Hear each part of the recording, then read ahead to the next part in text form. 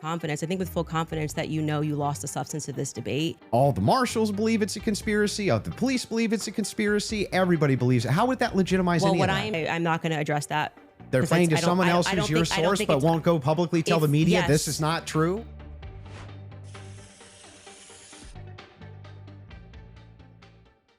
It finally happened, folks. The debate you've all been waiting for. Candace Owens, Andrew Wilson, the moment that might just break the internet. Without further ado, let's get into some of the key moments that really define this debate.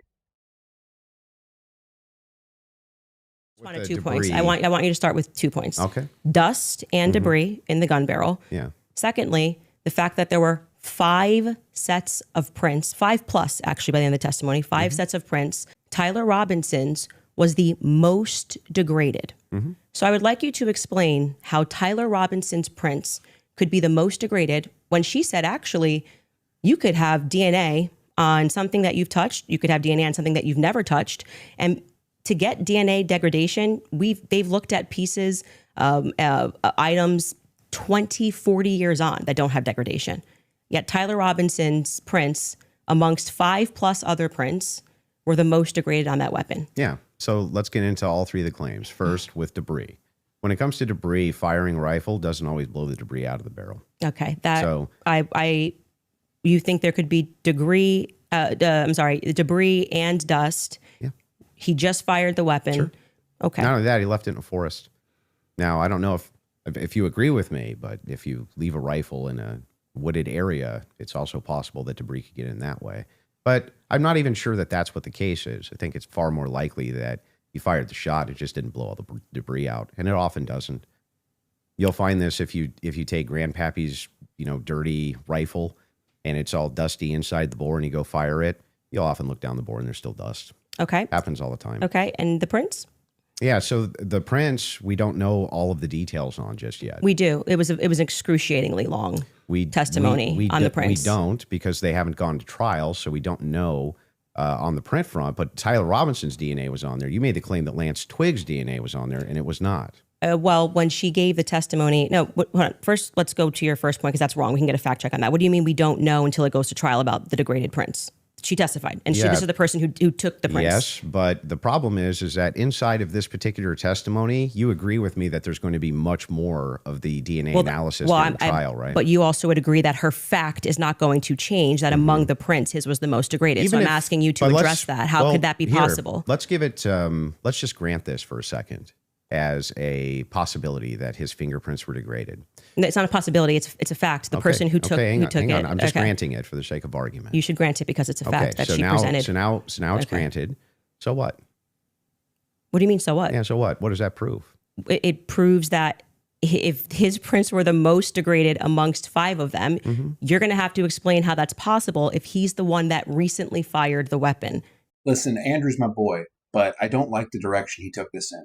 I don't know if he just wasn't prepared enough or he wanted to see what Candace would say to substantiate it, but there's a much better route he could have taken in order to disprove her fingerprint theory. And it has to do with the testimony of the ATF's expert witness. It's true that Tyler's DNA was highly degraded, but this doesn't mean what Candace says it means. The ATF's expert witness went on to say that DNA could degrade for all sorts of viable reasons, such as exposure to heat or cleaning, meaning if Tyler had wiped the gun where he had touched it, that could very easily explain the degradation. And it's not just that 5 people's DNA were found on it, because this requires greater context. First off, Tyler's DNA was found all over the gun, but the DNA from the other sources were only found on a few select spots. This is consistent with Tyler being the one who primarily handled the gun. But it's not just putting the DNA evidence into its proper context. It's also incorporating corroborating evidence. For example, if 4 people have DNA on a murder weapon, but 3 of those people have alibis, then it clearly points to that 4th person doing it. Likewise, if there are 5 people whose DNA is on a gun, but only 1 person was caught on CCTV going around campus, going up to the Losi Center, jumping off the top of the Losi Center, that points to 1 person. Again, I'm not sure why Andrew didn't bring this up, but this was a real missed opportunity. As the elimination samples that she was using. And so she explicitly said, some of them, so we can assume 2 out of the 3, their prints were found on the gun. She explicitly named Matt Robinson as someone who had prints on the gun, and then said there were 5 people that they had taken that sample from.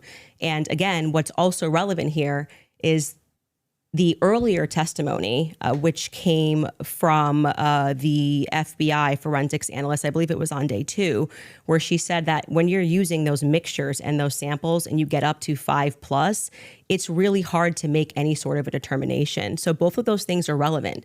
This actually goes back to an earlier video I made about Candace. This is explicitly false. So that expert witness testified that the DNA was more than 1 trillion times more likely to have come from Tyler Robinson than from anybody else. 1 trillion times. There's a reason Candace deliberately cut off the video before it showed that during her stream. Now, I know nobody's shocked that she's lying right now, but I can guarantee you this is going to be far from the last one she tells. A right to pursue. It's not a conspiracy. It's actually proof of my claim that there is evidence that he was set up as a patsy. That wouldn't prove anything about him being a patsy. It said it's evidence to support the claim that he could have been set up as a patsy. So this is why I said earlier, so what? Because even if it's the case, this doesn't have an explanation for it yet. That doesn't actually give you any evidence in your corner for Tyler Robinson being a patsy. Okay, hang on. I didn't cut you off, right? You would need to actually explain how this would demonstrate Tyler Robinson. This is tied into Robinson being a patsy. Mm-hmm. Are you claiming that these fingerprints were Lance Twiggs or that he had any DNA there? I'm saying that it could be Matt Robinson. It could be Amber Robinson. That sort of information is going to come out during the trial. How would that tie into the idea that he's a patsy? Yes, though? Because if his is the most degraded prints and the information that I shared on my platform is true, that this gun was given to Tyler Robinson as an heirloom. I had conversation with members of the Robinson family, Twiggs family, both of them. You know, like I said, we're not just dreaming. And if we're having those conversations and they told me that gun was only given to Tyler Robinson because it was a family heirloom. Okay, so it was his grandfather's gun or great-grandfather's gun. Okay. I don't remember the difference. I don't remember which one it was. And so he got it because he's the firstborn. So, but he's not much of a shooter, is what I was told. And so he has this because he inherited it, essentially. So if I get something from my grandpa and I put it up on the shelf and I own this, you could see that could be. How do we get to the patsy part?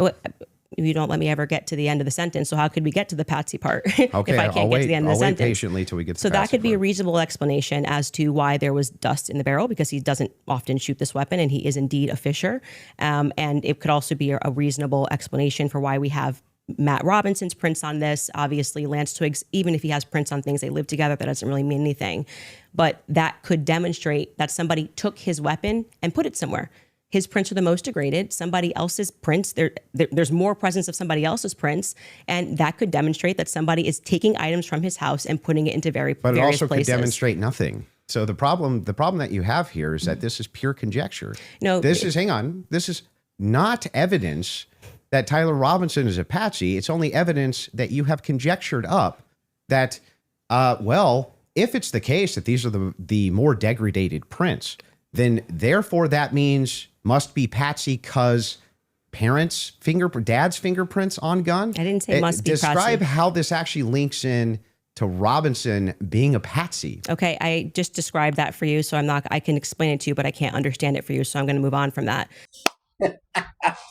This is my favorite moment of the whole debate, man. I explained it to you, but I can't make you understand it. So I'm just going to move on. That's Candace Owens speak for saying she has no way to actually substantiate her conjecture. Andrew's right to call her out on this because the conclusion she makes does not logically follow from the premise. And she knows it. That's why she pivots away so quickly. I used basically 3 pillars for the totality of the evidence. Okay, so if you want to know exactly what those 3 pillars are, this is going to be the testimony with the text messages, and the confessions. This is going to be the physical evidence, and this is going to be the totality of the summary of the case. Okay, so right now we're focusing on one of these pillars in my defense, which is fine. I understand that I have to defend my claims as well. So when we're talking about the messages themselves, they seem totally valid. I have no idea why they wouldn't be valid. And I have not heard any good explanation for why it is that these messages should even be questioned. The defense hasn't questioned them, as far as I'm aware. Nobody has actually questioned that these messages came from Robinson to date, except perhaps you and other people who are kind of in that camp. But why should I question these exactly? I'm not sure. Okay, so first let's just go over legally what the point is of a probative hearing. The defense is not they're not there to say or to argue or to defend themselves at all. They have to address what is being presented by the state. Okay. So they're not here to then say, let me give you an explanation for these text messages. Agreed. The relevant portion of what the defense did do was actually before we got to the preliminary hearing. I had mentioned that it was initially supposed to be scheduled for some time in May. They asked for an extension. That reading through those filings of why they were requesting an extension and why I actually believe their extension should have been granted, because they did not receive discovery on their text messages. That was one of the reasons. There were many reasons why they wanted to have an extension, but this was crucial, right? So forget just the general sense that these messages feel off. And yes, you are allowed to have an intuition. You are allowed to have a sense and just go, this is very weird. We're being told this kid had like above a 4.0, Tyler Robinson. He wanted to get away. I mean, the text messages almost run head to head with themselves. Like he wanted to get away with it. So he thought the best thing to do would be to text a full confession of what he did, down to what I didn't even remember, saying, yeah, and that's also me in the surveillance footage. It felt a little too on the nose. People have common sense. You just don't text message. But then we're also supposed to believe that he put a note under and burn this and get rid of the evidence. But don't worry about that because I'm about to text you a full confession. That it felt off. It felt weird off the bat. The manner in which they were texting, we're told he's like a gamer who's using a Dremel to carve expressions, catch fascist. But then suddenly he's writing like a 1700 also, as a Helldivers novelist player, he did actually get the 500K code correct. Yeah, I'm not a gamer, so we'll say that if we start debating that, you'll be way over my head. But yes, but my point being is just that, first, it's a general sense of why people had a reaction to these messages that seemed like they were written by Jane Austen rather than like a kid who games and writes catch. Yeah, but do you see how fascist. that's intuition? That is, I just said that. I said just parking aside the intuition of just something feels wrong here, which you should follow your intuition. You should actually do that. If you say the COVID vaccine is running out, feels like it's coming out too fast and there's too many celebrities telling me to do it, I'd like to take a pause. That's good. That is, you are allowed to do that. I believe in intuition. But hang on. Let me respond a little bit here because you've been going for a minute. Let me at least respond to a little bit of this. So the first thing is like when people bring up the COVID vaccine, not trusting the COVID vaccine en masse was the science. That wasn't just intuition. That was the science. There was tons of competing science. Now, they tried to suppress it. That's true. But there was tons of competing science for why you shouldn't take a risky mRNA vaccine and masks and things like this. They kept telling us was 100%. Now, when you're talking about intuition, though, when you say trust your intuition, I'm actually giving a different message. You actually should be very wary about trusting just your intuition. It is true that intuition can be useful, but it has to be tempered with logic, reason, explanatory power, and evidence, not just intuition. To be totally fair to Candace, there does seem like there was a coordinated effort to kind of like fight against her narrative by a lot of these right-wing influencers, seemingly kind of fibbing about seeing that 4K video evidence in court. That was optically not a good look. We don't need to fight a narrative with a counter-narrative if the truth is on our side. And Andrew has actually denounced that as well, because it's dumb. You can't give the other side ammunition like that. Now, onto the point about intuition. Trusting your intuition can be very valuable, but you can't trust your intuition exclusively, especially when it runs against the preponderance of logical evidence. Let's get to the parents fact check. So I was saying, right? I believe what you're talking about was derived from the charging doc, which was signed off by Brian Davis. Let's pull it up. Let's see if that's correct.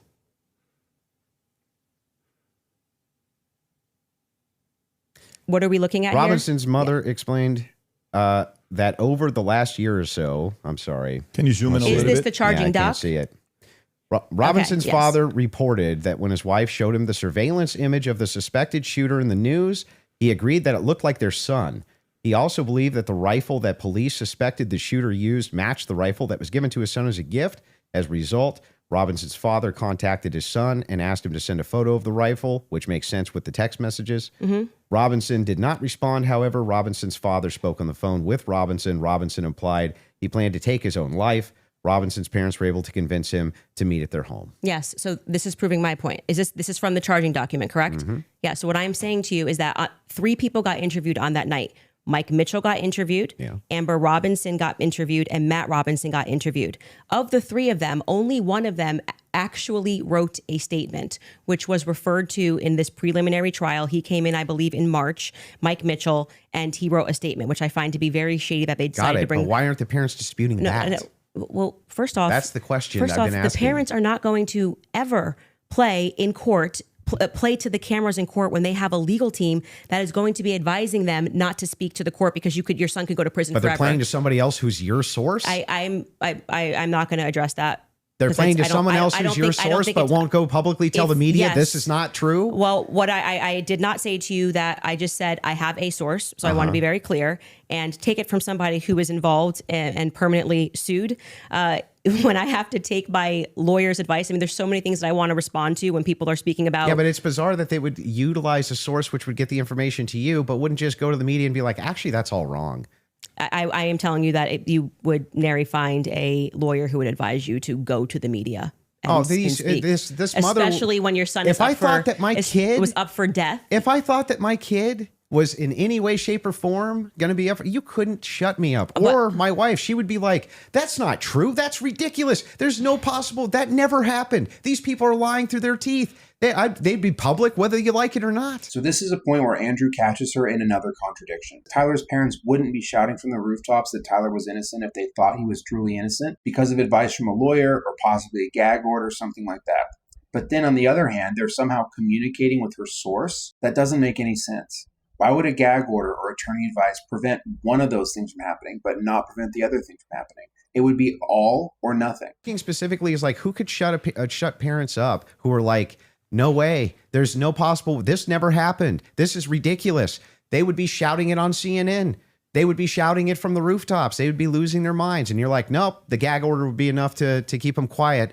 Not enough for them to talk to your source, but enough to keep them quiet. I think that that's quite ridiculous. But I'll even concede this whole point to you. Let's just say maybe this was misconstrued, right? There's a little bit of reason to doubt it because we're still waiting for the evidence for trial. If that's the case, then why not take the same standard for the evidence that you present? You're just waiting for trial.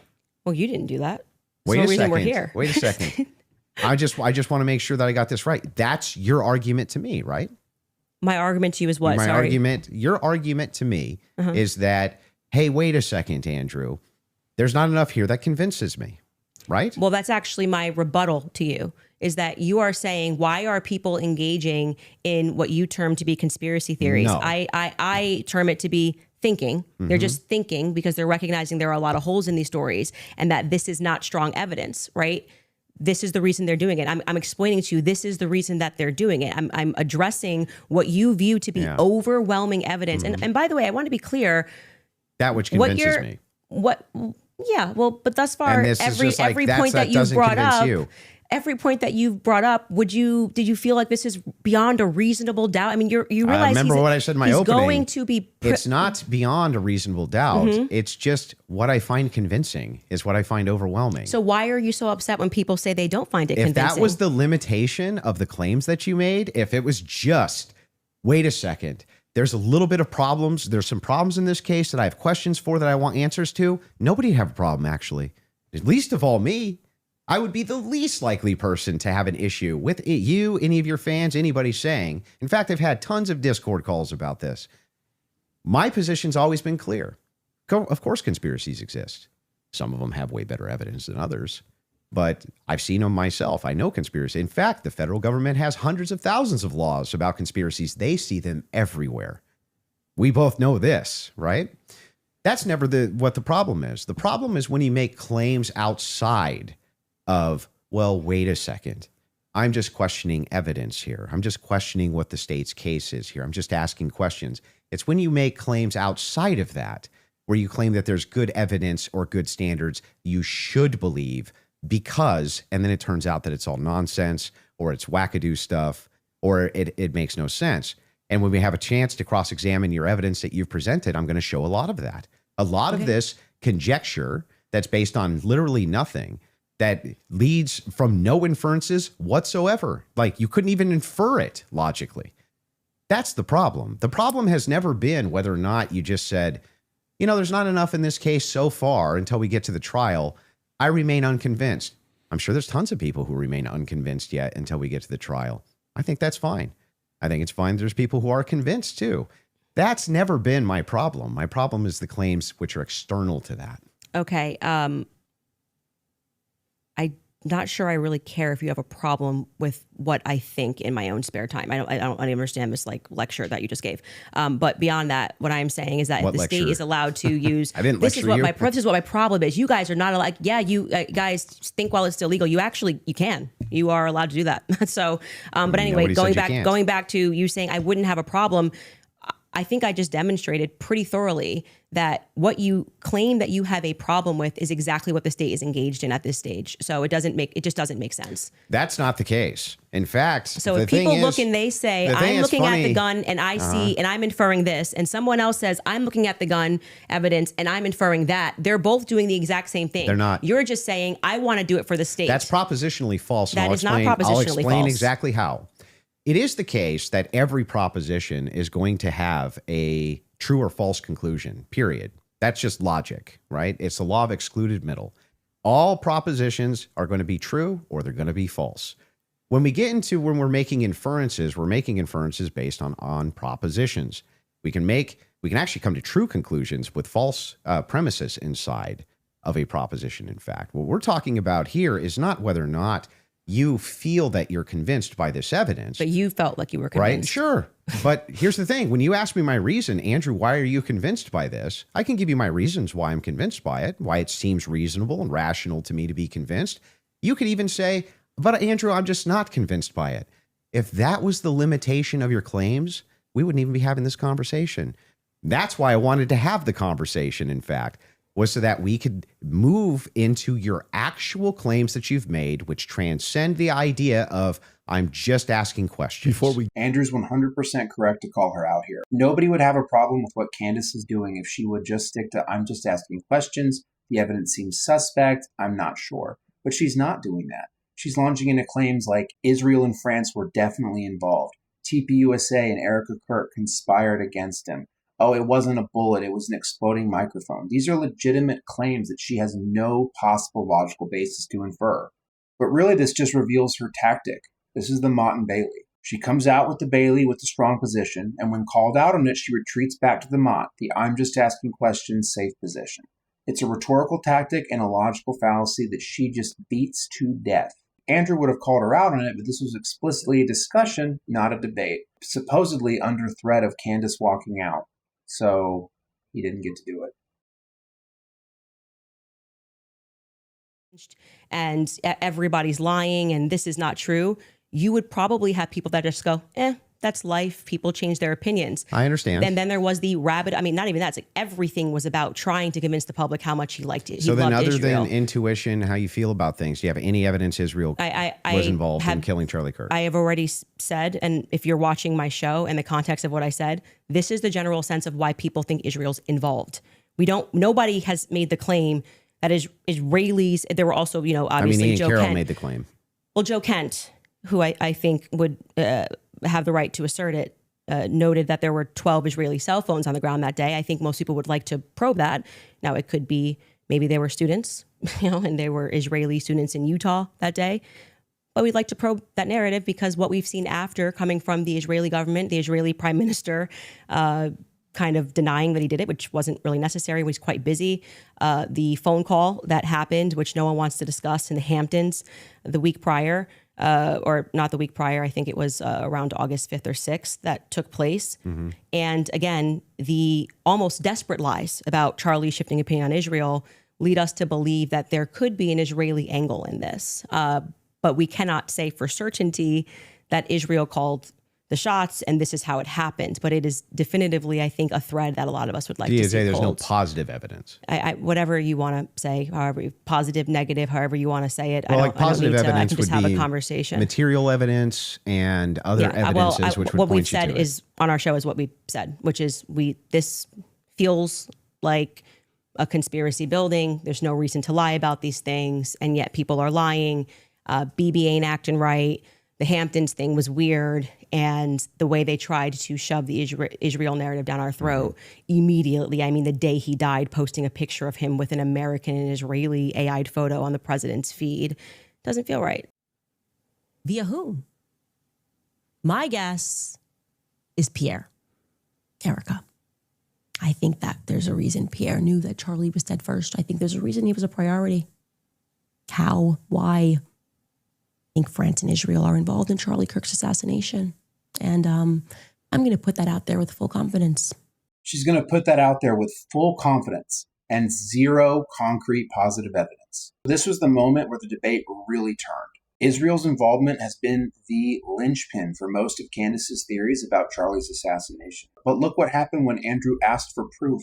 It was just, this feels weird, this isn't right, bad vibes. Andrew explicitly asked for positive evidence, and she has nothing. Now look, I'm not saying that intelligence agencies don't commit assassinations in other countries. Of course they do. CIA, Mossad, MI6, they all do it. So if positive evidence came out that Mossad or the Israeli government was responsible or somehow involved in Charlie's death, everybody would be all over it, and rightly so. And you'd think that if one person could find that evidence based on how much they've spoken about it, it would be Candace. But she has nothing. It's just vibes. This is the wine mom slob that she peddles, where she's just going off of a feeling. That I want to just directly ask you is, do you actually believe that anybody in TPUSA or Erika Kirk or Erika actually participated, had foreknowledge of, or facilitated the murder of Charlie Kirk? I'm not going to get myself into a legal pickle here. Everything I've said is on my podcast. I think firmly that if I was the investigating officers, I would seat them all and I would ask questions. I would at this phase. I would. Okay, so, what does that hypothetical, mean? Does that mean that you do think so? I think it was not a sufficient investigation into what we know to be true of 80% of homicides. It's usually conducted by someone you know, right? And the fact that that was never even considered, that like I said earlier, the backpack was returned. How do you know that was never considered? Because they gave back the backpack, as just one example. They gave back the backpack. They gave back the... that doesn't show a conspiracy. Well, I mean, it shows that the police trusted everybody and didn't just hold things up for a second. They ruled them out as suspects. That quickly. I'm not comfortable with that investigation. It's a pretty big organization. There's a $100 million incentive. This is... What $100 million incentive? What I'm saying is his organization, it had grown to, I think it was 100 million. Plus per year. Yeah, per year. If that's something you want to factor. Yeah, but what was your team wants to play video, if you don't mind. Yeah, there's a video they want to play of Candace said it's impossible to not believe Erika's complicit. If you guys want to play that video.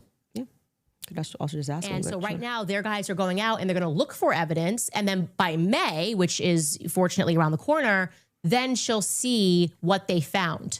So what the F is that performance? How could you sit up there and say, I 100% believe Tyler Robinson did it?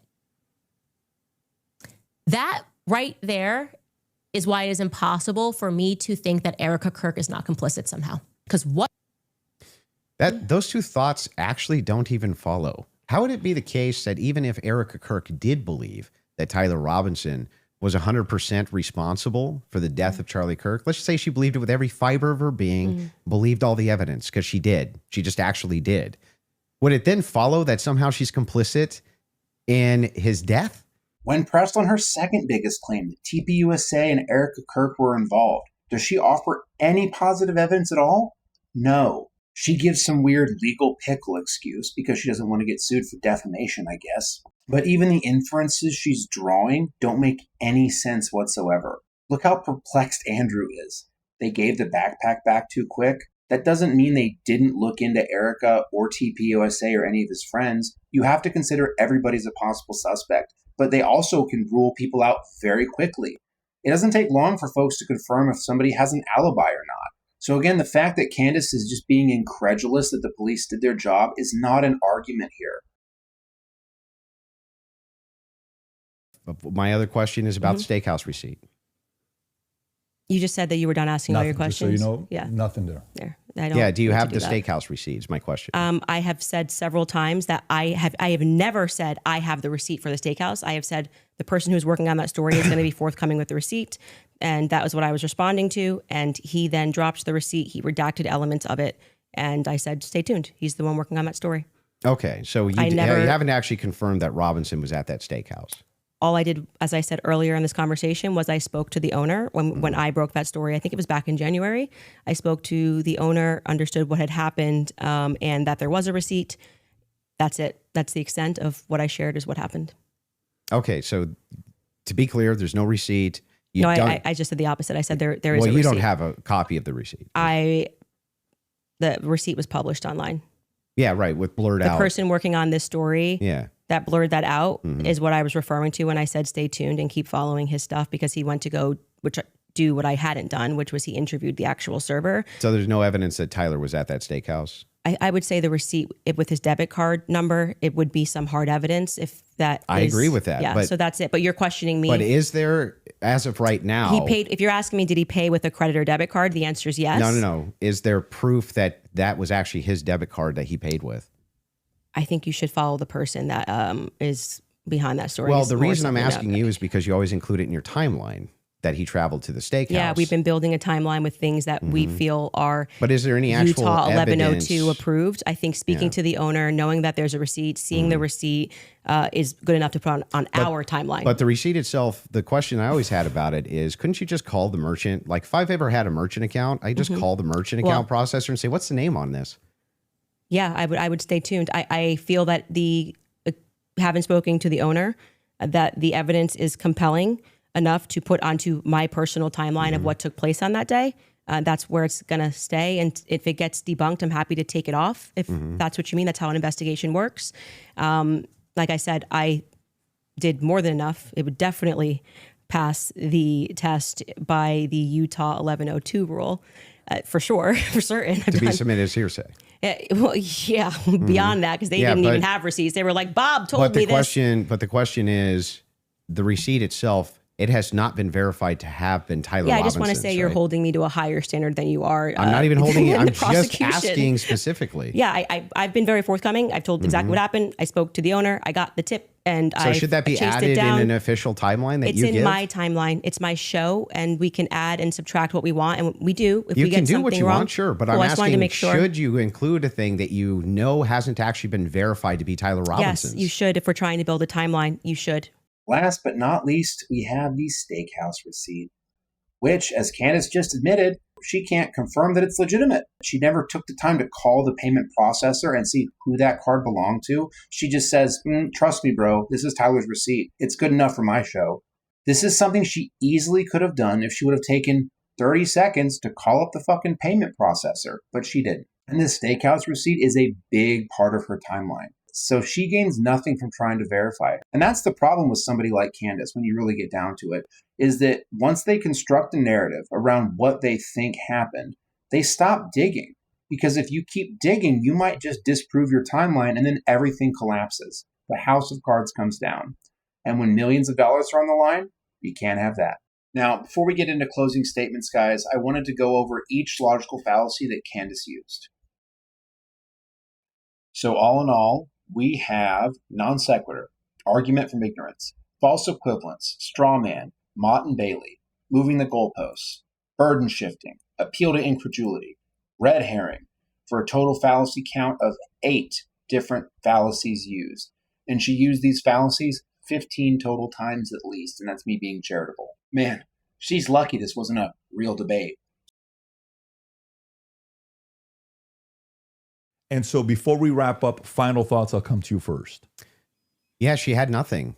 Just nothing. For all of her claims of Patsy, nothing. She didn't have a single claim. She didn't have a single solid piece of evidence. She had no positive evidence Israel's involved in anything.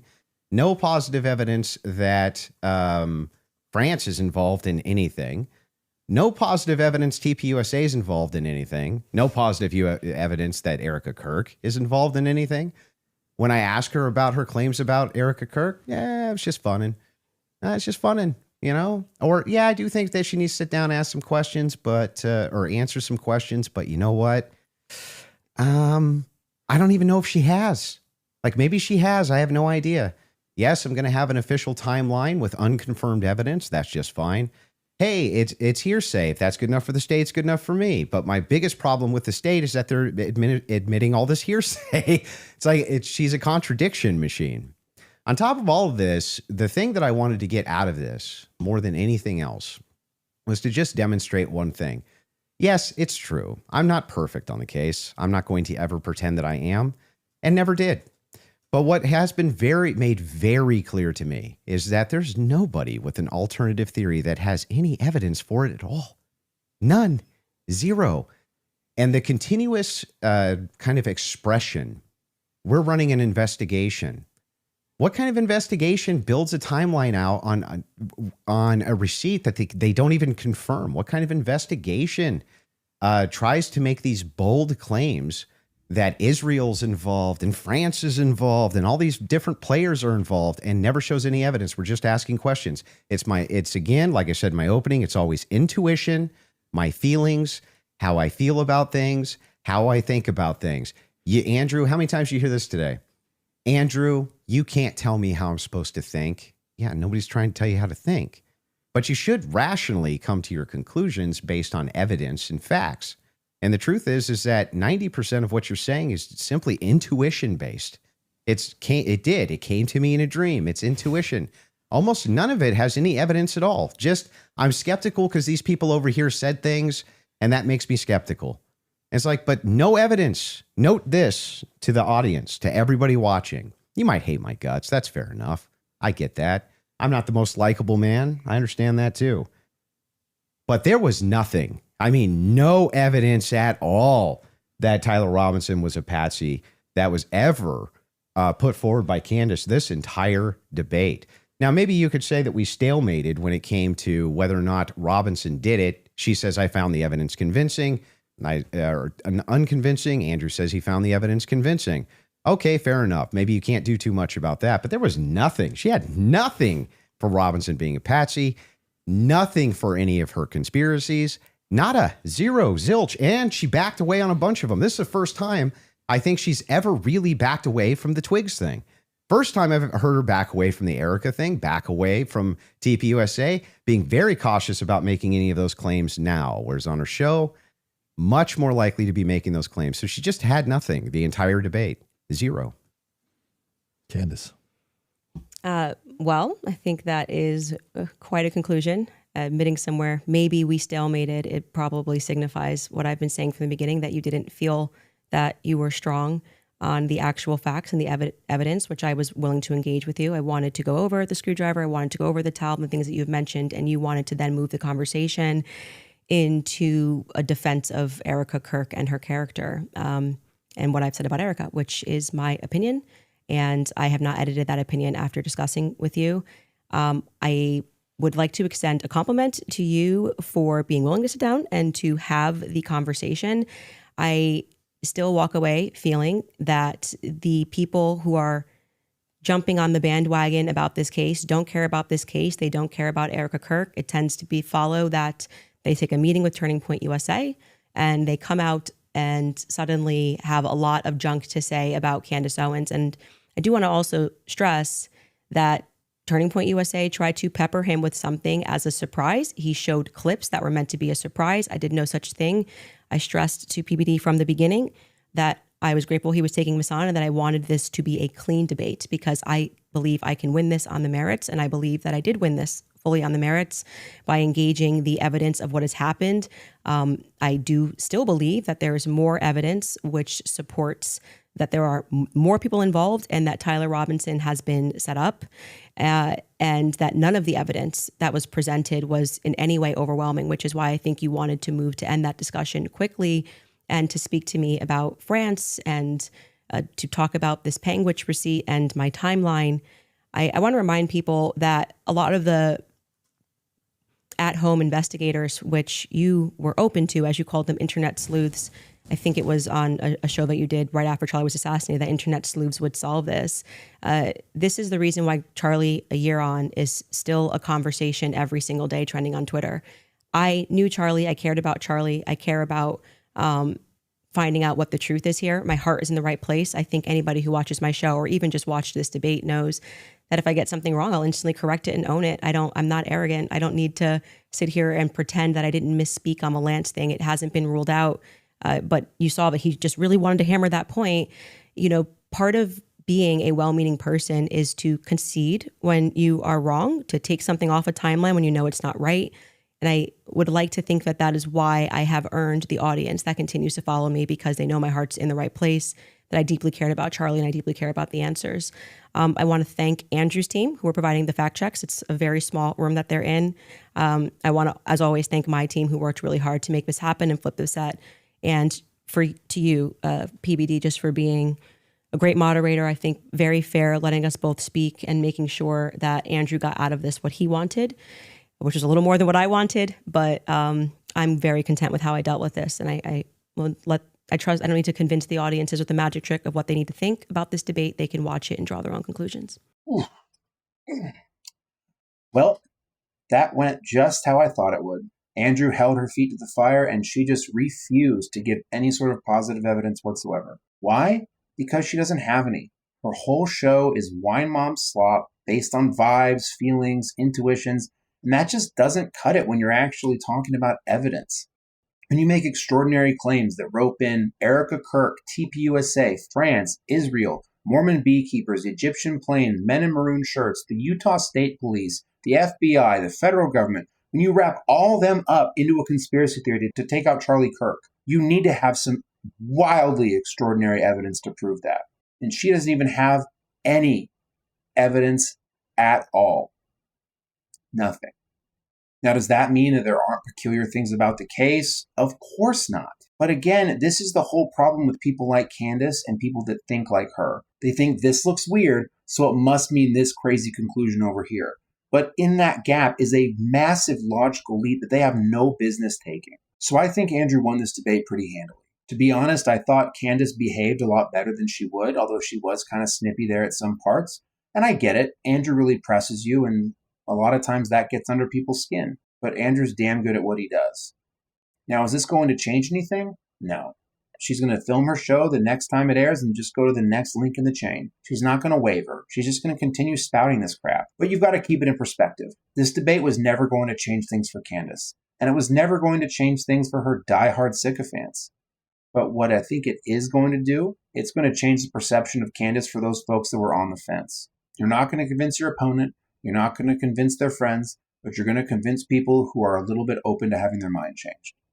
And that's why this is so powerful.